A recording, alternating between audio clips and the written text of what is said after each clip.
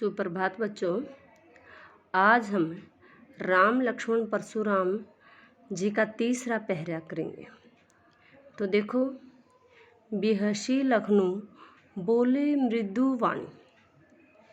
यह देखकर या यह सुनकर लक्ष्मण मधुर वाणी में बोले, अहो मनीषु महाभट मानी।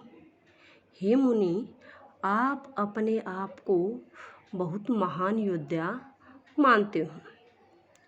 पुनि पुनि मोहि देखाओ कुठारू, इसलिए आप बार बार मुझे अपना कुठारू क्या था, कुल्हाड़ा दिखा रहे हो।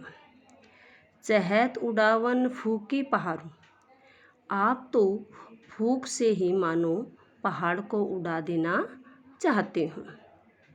यहाँ कुंवड़ बतिया कोई नहीं। कुंवड़ बतिया क्या था, काशी का फूल या फिर छोटा फल। यहाँ पर कोई भी काशी का फूल नहीं है। जे तर्जनी देखी मरी जाही। तर्जनी यानी अंगूठे के पास वाली उंगली। यह फूल इतना कमज़ोर होता है कि अगर इसके सामने उंगली भी कर देते हैं तो भी यह झड़कर नीचे गिर जाता है। तो लक्ष्मण ने कहा, यहाँ कुंभड़िया बतिया कोई ना हो। यहाँ पर कोई भी काशी का फल नहीं है। जे तर्जनी देखी मरी जाही, जो आपकी तर्जनी उंगली देखकर ही गिर जाए या फिर मर जाए। देखी कुठारू सरासर वाना, मैंने आपके कुल्हाड़े और आपकी वेशभूषा को देखकर मैं कुछ ही कहा सहित अभिमान सहित मैंने जो कुछ कहा है। भृगु सुत सुमझी जनेऊ विलोकी, आप भृगुवंशी हैं यानी ब्राह्मण हैं। जनेऊ विलोकी, और आपने अपने गले में या अपने पीठ पर जनेऊ को धारण किया हुआ है। जो कछु कहूँ सहो ऋषि रोकी, आप जो कुछ कह रहे हैं उसे मैं अपना क्रोध रोककर सहन कर लूँगा।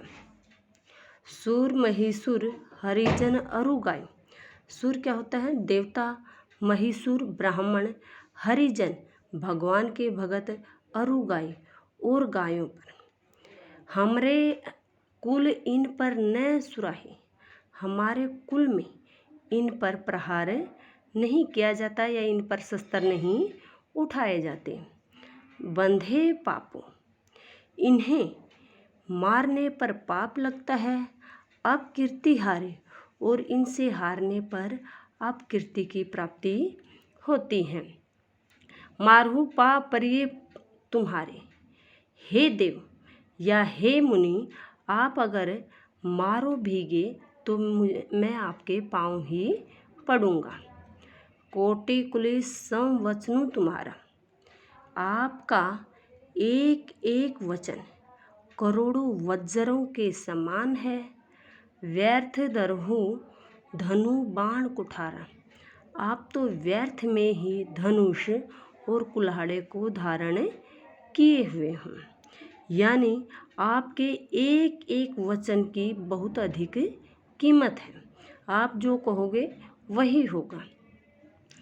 जो विलोकी अनुचित कहेऊ क्षमो महामुनि धीर, मैंने जो देखा उसे देखकर जो अनुचित कहा है तो हे महामुनि, हे धीर मुनि, मुझे क्षमा कीजिए।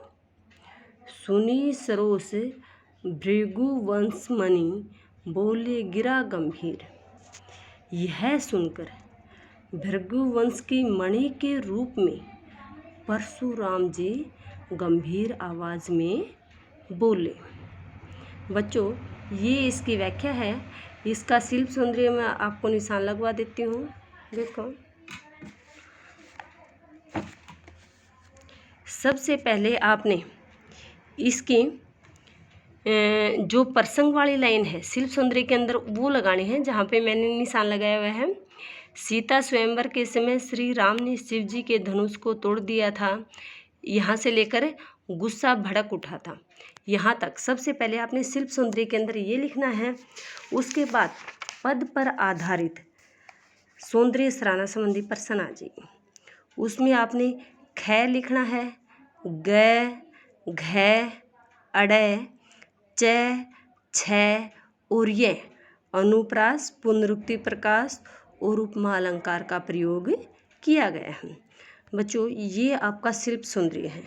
भाव सौंदर्य अर्थ ग्रहण संबंधी का पहले प्रश्न का उत्तर करेंगे।